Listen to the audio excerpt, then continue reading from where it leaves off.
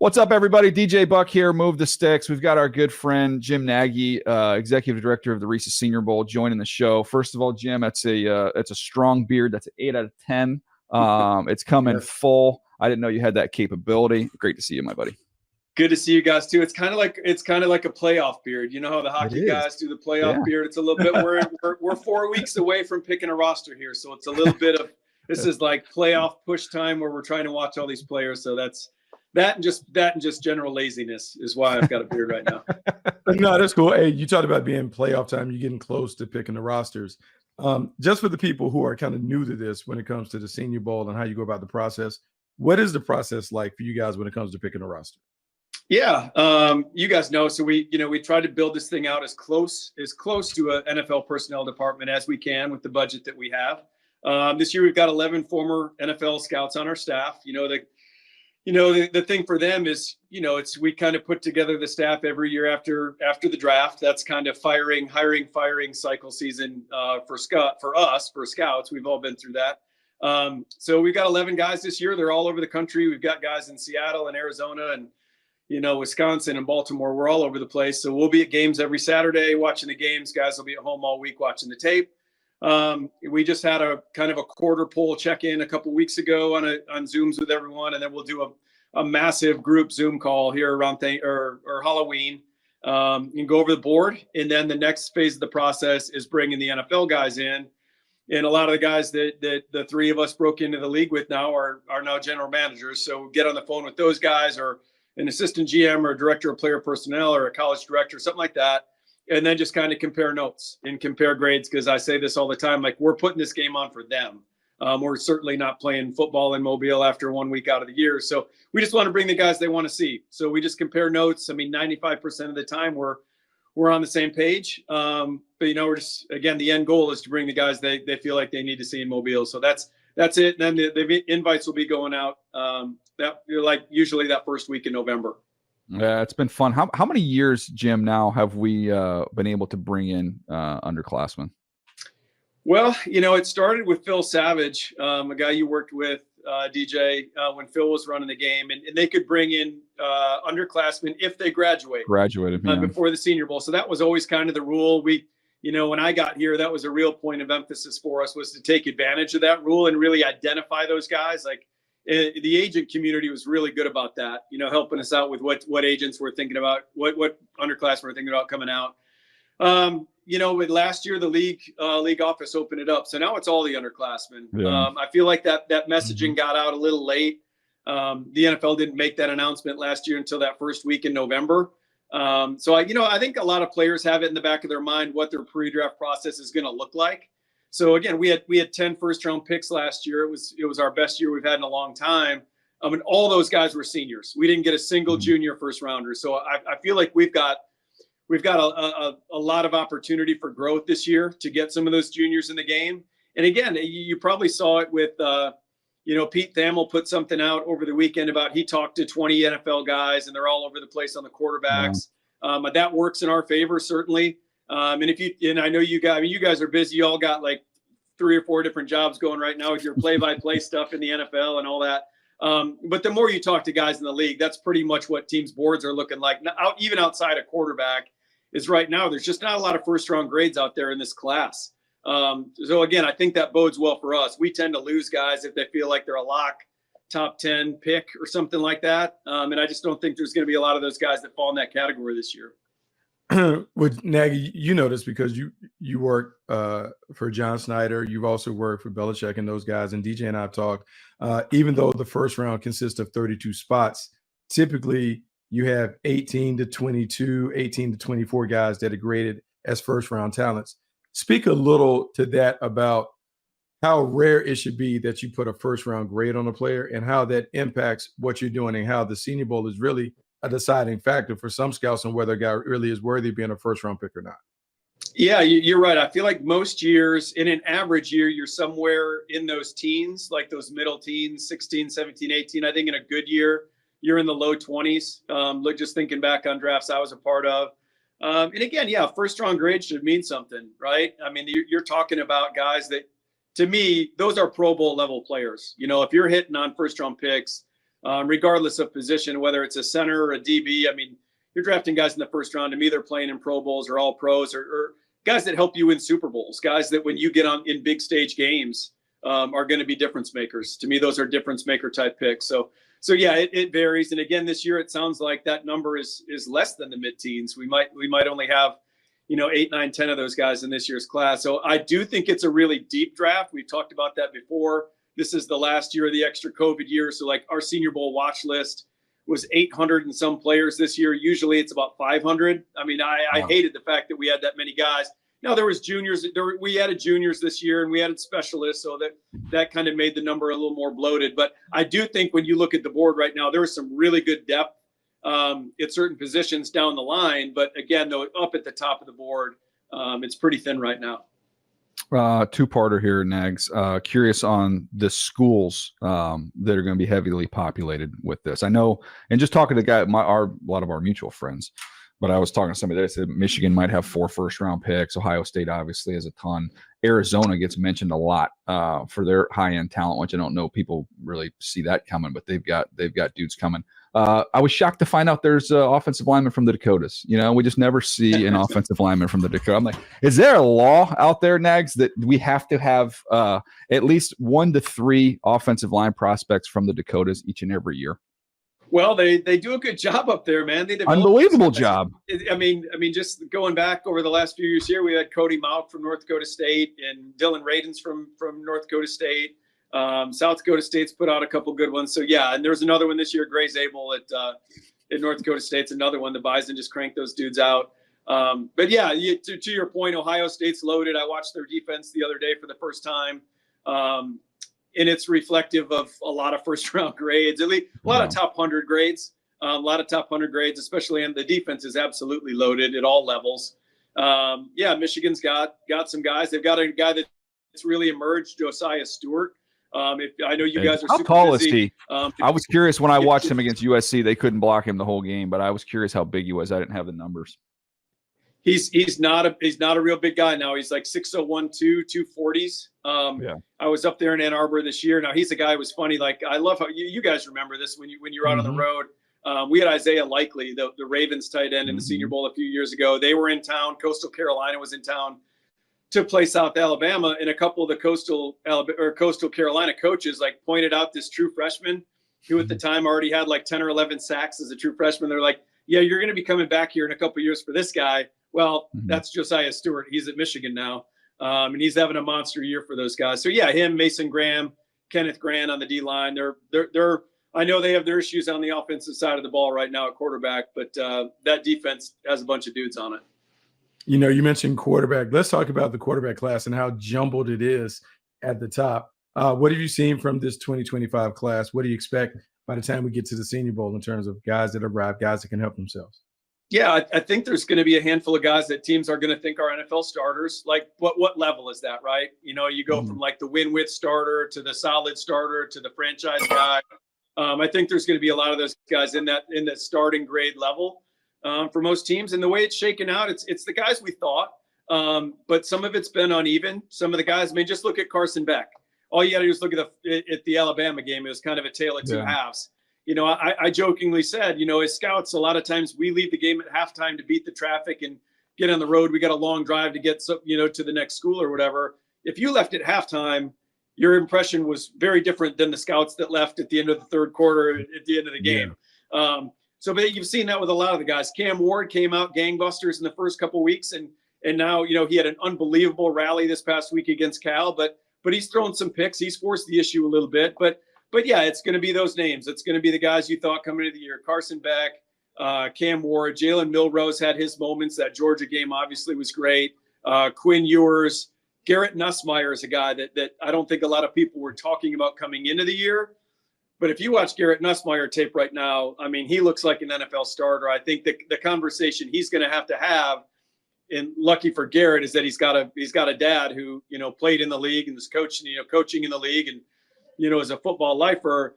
They just have to decide, do we want to come out now with only one season's worth of starts, or do we want to stay at LSU for another year and bank another season full of developmental reps, which we all know he's not going to get in the NFL if some team drafts him to be the starter.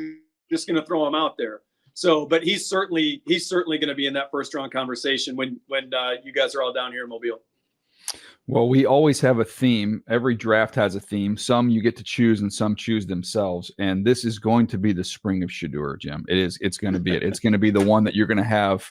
You're going to have the one side who's going to, it's going to be, this is the legendary player. Then you're going to have the other side that think, oh no, this is all just, it's all hype. It's a hype machine. There's nothing. Like, I've studied him. I like him. I think he's a good player. He's a very talented thrower. I did him over the summer. I'm excited to see this year's stuff. But from your early work there on him, what have you seen? I will say this, a lot to like. Like you said, to me, it's not hype. Yes, is there hype around him? Yes. But it's not hype in terms of like, we're not making this up. I mean, this guy is really talented, especially as a thrower, really natural delivery and release. He can throw on the move, which is really fun to see. He scrambles to make plays downfield. Like, is he like a true dual threat? No, he's not.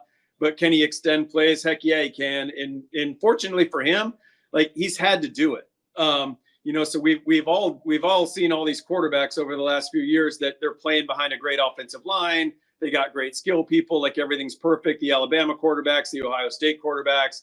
And then what happens when you throw them out on the field? Like, let's use Bryce Young as an example of that. What's going to happen? We know what's going to happen with Shedeur Sanders. If he gets drafted to a bad football team, with a bad offensive line, we've seen this guy be able to move. We've seen him be able to create plays outside the pocket. He can do that, and he can throw accurately. So, and I think really the biggest thing that gets underrated or not talked about enough with Shedeur is the toughness. No question. People like to make a lot of this stuff that happens after the game, right? Like, handshakes with other players and all, just nonsense, right? Like, that's such a stupid narrative with Shedeur, in my opinion. This dude is tough now. I mean, he gets hit a bunch. He gets up, and then he'll stand in the next play. It's not one of these guys that gets gun shy. So no, there's a lot to like, guys. He's a really fun study. So beyond Shedeur Sanders, who's someone else at the top of the charts that you got your eye on at quarterback? I listed the most of the suspects up there. I will say, the guys we talked about, Jalen Milroe is a guy I'd like to mention that's made a nice jump.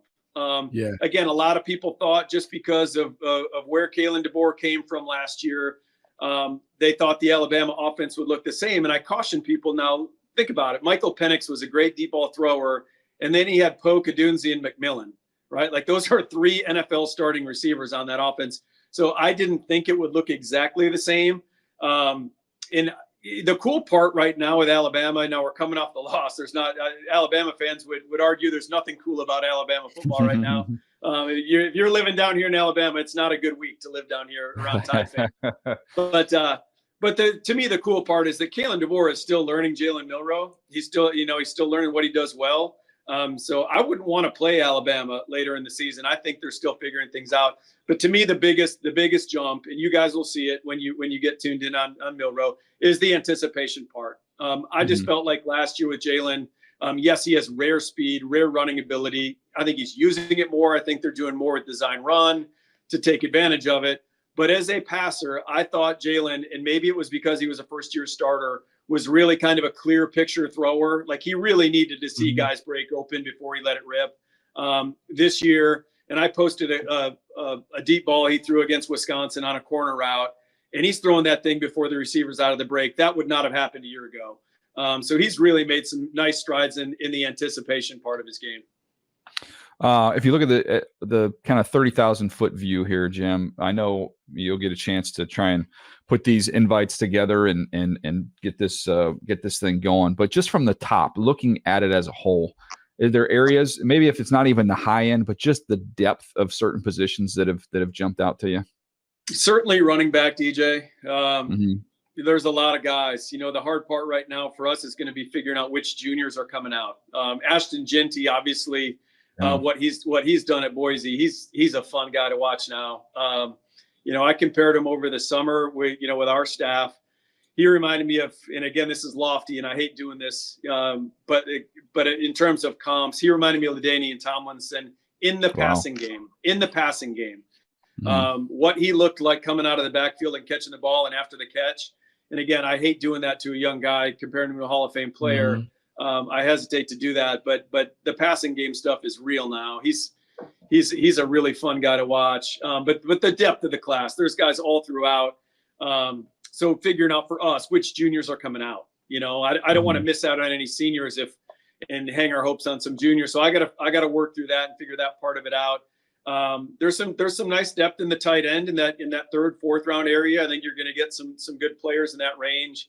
And then on the defensive side of the ball, frankly, the cornerback class, the more I get into it, the more I like the cornerback class. And last year was really nickel heavy with guys like Sainer Strill and Drew Phillips, a couple guys that are playing really good football right now as rookies. I think there's a really nice mix of outside, bigger, longer, faster guys, and then those guys that can also play inside. So I would say corner, man. If you're a fan of an NFL team right now watching this podcast and your team is struggling to cover people, this is a good year to need corners. Jim, I'm gonna pretend that we're just some old road buddies, just kind of catching up. I put a phone call into you, and we're gonna pretend that the audience is not listening. But I'm gonna ask you what I would ask you as a scout. Hey, give me some of your favorite guys that no one knows. Like just like we all develop these pet cats, these guys that we kind of love looking at. Who are some of your favorite guys in the class without slighting anybody else by saying some of these guys are like your favorite to watch on tape? Yeah, that's a good one. I will say, I brought up one of Josiah Stewart at Michigan is a really fun player because he's violent, guys. I mean, he plays the position how you want it to be played. I mean, he is a violent point of attack run defender. He is a multiple pass rusher, can get to the quarterback in a lot of different ways. I mean, look, we had both Michigan edge rushers, Jalen Harrell and Braden McGregor in the Senior Bowl last year, and he wasn't even a starter. And Derek Moore on the other side. And when I was in there in August, they're like, these two guys that were playing behind our starters last year are really good players. So they were talking them up. And then a couple guys that have really emerged. One guy, Elijah Arroyo, wasn't even on our watch list. He's a Miami player, a 4-star kid coming out. You know, he was really highly thought of coming out of high school, and then just got the injury bug hit. And he hadn't played a lot of football, and he has really become a go-to guy for Cam Ward, a big play guy. He's averaging like 24 yards a catch right now at the tight end position, which is unheard of, really. And he's making catch and run plays, and he's making plays down the field, you know, making plays down the seam. So Arroyo is a really fun watch, really good athlete. And then Darius Alexander is a guy that we made as one of our stock up players. We do the stock up thing every week. Darius Alexander at Toledo is a really fun player too, because he's long. I was at Toledo when I saw you guys at the draft. I went up there and spoke to the team at Toledo, and he walks into the room. Now he looks like a first-round draft pick. He's long. He's got heavy hands. He's really good at the point. You know, I mean, he's got pass rush. I mean, you're not hearing a lot about this guy now, but in terms of like group of 5 guys, we saw his teammate last year, Quinion Mitchell, make a really big jump throughout the process. Darius Alexander should be playing in Athens, Georgia, or Tuscaloosa, Alabama, or one of those schools. I mean, credit to Jason Candle and what they've done at Toledo to build that thing up and have guys like Quinion Mitchell and Darius Alexander stay in Toledo. He's a big time talent, guys. You'll be hearing a lot about him, and you'll be talking a lot about him as we lead up to April. One of the things I love when we visit, and we do this both when we're on there and we're just talking on the phone, but we're not only scouting players, you're scouting coaches. And it's always fun to see kind of who the up and comers are. And sometimes people assume that means the guy's, 30-year-old coach. Sometimes he'd be a guy that's just getting more opportunities. What Cignetti's doing at Indiana is pretty ridiculous. I mean, that has not been done there. They're sitting at 6-0. Have you met him, had any conversation? I do not know the guy at all, but I have so much respect for the job that he's done everywhere he's been. That's all he does is win. No question. No, I don't either. I don't know Coach Cignetti. Our guy Rhett Lewis has to be happy, right? I haven't. Oh, he does. I didn't even know he owned Indiana gear. He's got a different sweatshirt and hat on every day. He's over the moon. He bought the bookstore. I think he just called the bookstore and said, "Send me one of everything." He's over. Yeah, Coach Cignetti, he's done an unbelievable job, guys. I mean, 6-0 in Bloomington. They're already bowl eligible. That's hard to do now. And look at who's playing quarterback. Curtis Rourke is a name that I've brought up in the office a little bit. You look at some of the teams that went out in the portal this offseason. I'm not going to name schools. Yeah. I don't think that's cool to do to certain players, at least not in my role. I'm not about that. Yeah. But Curtis Rourke could have been at some more high-profile programs. This guy's playing really good football for him too. So it's cool. He brought a bunch of those JMU players with him, and they're getting it done in the Big Ten. So, yeah, he's done a great job. You guys know, I mean, when you work for teams, that was always kind of the mandate, right? Like go on the road. Yeah, find some coaches, man. Yeah, find out some coaches, man. Like see what young DB coaches out there, what young wideouts coaches out there that can help us someday, and make a list. You know, the good GMs always ask their area scouts to go out and make a list of coaches. So yeah, he's what Coach Signetti's doing with the Hoosiers is ridiculous. Can I follow that up real quick, because I'm just looking through the list here of the top 25 and some of the jobs that people are doing. Obviously, you know, we talked a little bit about Genty, but Boise and what they've got there, he's done a really, really good job. Yeah. Obviously, Illinois, he's got experience, so it's not like he came from nowhere. SMU, same thing. But it's just fun to kind of see some of those programs, maybe the non-traditional programs, you know, having some success. That's always a good sign that they're coached really well. Yeah, you bring up SMU. Rhett Lashley's done a great job, guys, in short time. And he was a lifer position coach coordinator. He's getting his first crack at He feels like he's been around forever. It does, you know, because we've heard his name. He's been at big programs. He's been at the Auburns and Miamis and places like that. But now he's getting his chance to put his stamp on a program. And you talk about an under the radar guy, Brashard Smith. You know, I was talking to Alonzo Highsmith. You know, we all are buddies with Zoe. He's with the Patriots now, and but he was with Miami the last couple of years. And Brashard Smith is a guy that played wide receiver at Miami. Rhett Lashley goes in the portal, gets him, brings him to SMU, makes him a running back. And guys, he's a draftable running back. I mean, he's out of the backfield, change of pace, third down. He's a really cool player. I want to say I saw something this week that he's the highest graded player by PFF at any position right now in the country. So he's a fun guy. John Summerall at Tulane. I know you're looking at the top 25. I don't think Tulane is rated right now, but man, they just put up a 70 spot against UAB this past weekend. And what he did at Troy the past 2 years, like he's another younger guy, up and coming guy that he's going to get his crack at a big time SEC job soon. Last one, Jim, for me in terms of talking about personnel. Army and Navy are combined 10-0. And I know every now and then you guys will have someone from the military represented down there at the game. One, what does your mind go to when you hear that Army and Navy are both sitting at 5-0 in the day and time of the current college landscape? Those teams are built the right way. Nobody's jumping in the portal at Army or Navy mid-season to get NIL money. So no, those guys that are playing, those kids, I mean, smart, tough, dependable dudes, really well coached. Navy's actually throwing it around a little bit this year, which is crazy. You look at a box score and Navy's throwing for 200 a game. Wow. But no, I've never been to the Army Navy game. I don't know if you guys have, fellas, but that is one bucket list game I still have not been to. And I'm thinking about taking my son up there and going to that game this year, because it should be an awesome one. It's cool. And Navy's got a safety. Navy's got a safety that the Northeast scouts are buzzing about right now. So we're going to take a look at them. I've been to a Navy Tulane game. I've been to an Air Force San Diego State game. Not quite the same as Army Navy, but nonetheless. Hey, Nags, you are the best, buddy. We appreciate you giving us some time today. Best of luck. I know you'll be grinding with your group there as you try and formulate this list and get these invitations sent out. But always looking forward to visiting with you, and also, to be honest with you, looking forward to seeing some videos of these kids getting the news that they've been invited to the Senior Bowl. It's one of my favorite things on social media that you guys do. It's awesome. No, man, appreciate that. Good being back on. Hopefully we can do it again once we start getting this thing built. But thanks for having me on, guys. Good to see you guys. Thanks, buddy. There he goes, Jim Nagy, great friend, and does a great job at the Premier All-Star Game, the Reese Senior Bowl. That's going to do it for us. Appreciate you guys hanging with us. We'll see you next time right here on Move the Sticks.